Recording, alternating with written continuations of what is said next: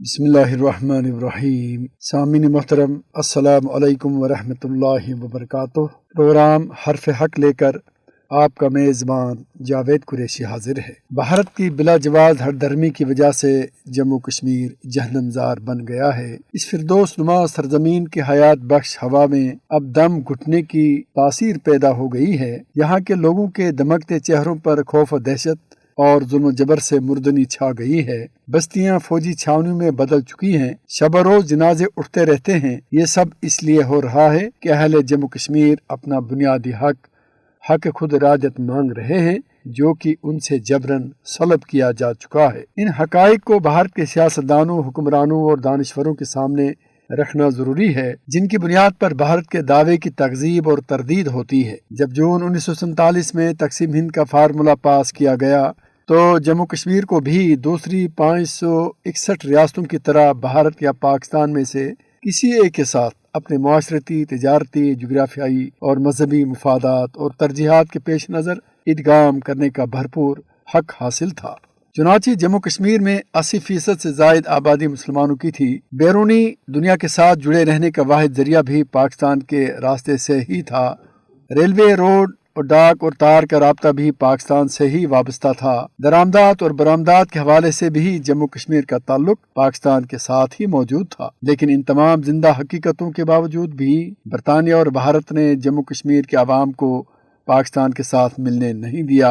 تقسیم ہند کے لیے جو معیار اور خد و خال مقرر کیے گئے تھے، ان کی دھجیاں اڑا دی گئیں۔ تقسیم ہند کے ساتھ ہی مہاراجہ ہری سنگھ کی سربراہی اور نگرانی میں صوبہ جموں کے مسلمانوں پر قیامتیں ٹوٹنا شروع ہو گئی۔ لوٹ مار، اغواکاری، آتش زنی، آبروریزی کا بازار گرم کیا گیا۔ جب اکتوبر 1947 میں مہاراجہ ہری سنگھ نے اپنے پیروں تلے زمین کھسکنا محسوس کیا تو اس نے بھارت سے مدد کی درخواست کی۔ بھارت نے مدد کو مشروط بنا دیا اور مہاراجہ سے نام نہاد دستاویز الحاق پر 26 اکتوبر 1947 کو دستخط کروائے۔ اس الحاق کے پس منظر اور اس کی اصلیت کو سمجھنے کے لیے خود بھارت کے پہلے وزیر اعظم پنڈت جواہر لال نہرو کے چند بیانات آج کے پروگرام میں شامل کرتے ہیں۔ 27 اکتوبر 1947 کو پنڈت جواہر لال نہرو نے پاکستان کے وزیر اعظم اور برطانیہ کے وزیر اعظم کو ایک تار یعنی ٹیلی گرام میں اس طرح لکھا: میں یہ واضح کرنا چاہوں گا کہ اس ہنگامی صورتحال میں جموں کشمیر کو مدد دینا کسی بھی صورت میں ریاست کو انڈیا کے ساتھ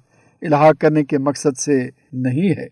ہمارا نظریہ، جو ہم نے بار بار واضح کیا ہے، یہ ہے کہ کسی بھی خطہ یا ریاست میں الحاق کا مسئلہ عوام کی مرضی کے مطابق طے کیا جانا چاہیے اور ہم اس رائے کی حمایت کریں گے۔ پنڈت جواہر لال نہرو نے 2 نومبر 1947 کو آل انڈیا ریڈیو سے اپنے پیغام میں بھارت کے ساتھ جموں کشمیر کے جبری الحاق کی عارضی حیثیت کا اعتراف کرتے ہوئے حق خود ارادت کی اصولی حیثیت کو بھی تسلیم کیا۔ پنڈت نہرو کے الفاظ یہ تھے: ہم جموں کشمیر کے لوگوں کو اپنا راستہ چننے کے لیے بھرپور موقع دیے جانے کے بغیر اور اس نازک وقت میں کوئی حتمی فیصلہ لینے کے متمنی نہیں ہیں۔ آخرکار فیصلہ لینا ان تک ہے۔ 21 نومبر 1947 کو پاکستان کے وزیر اعظم کے نام پنڈت جواہر لال نہرو نے اپنے ایک خط میں اس طرح جموں کشمیر کے عوام کے جائز مطالبے کو حل کرنے کی یقین دہانی کی ہے: کشمیر کو الحاق کا مسئلہ بین الاقوامی نگرانی یعنی اقوام متحدہ کی نگرانی کے تحت استصواب رائے کے ذریعے طے کرنا چاہیے۔ وادی کشمیر، سری نگر میں ایک عوامی اجتماع سے خطاب کرتے ہوئے بھارت کے وزیر اعظم پنڈت جواہر لال نہرو نے 4 جون 1951 کو بھارت سرکار کی طرف سے یہ یقین دلایا کہ جموں کشمیر کے عوام اپنا سیاسی مستقبل طے کرنے کے خود مجاز ہیں۔ بھارت کی حمایت اور عدم مداخلت کا بھروسہ بھی پنڈت نہرو نے دلایا۔ روزنامہ ہندو مدراس نے 5 جون 1951 کو پنڈت نہرو کو یہ الفاظ نقل کیے ہیں: میں دہرانا چاہتا ہوں کہ بھارت کسی بھی قیمت پر اس عہد و پیمان کی پیروی کرے گا۔ وہ عہد و پیمان یہی ہے کہ جموں کشمیر کے لوگ خود کسی بیرونی مداخلت کے بغیر اپنی قسمت کا فیصلہ کریں۔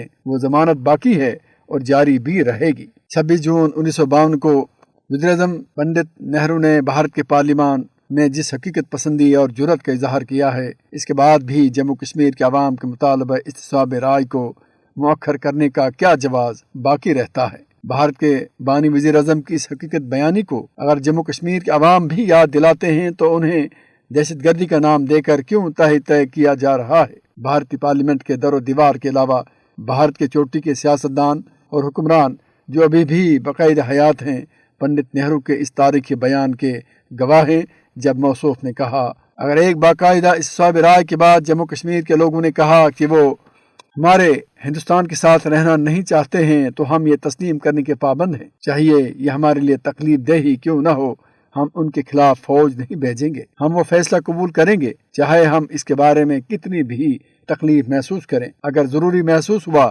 تو ہم آئین میں بھی تبدیلی کریں گے۔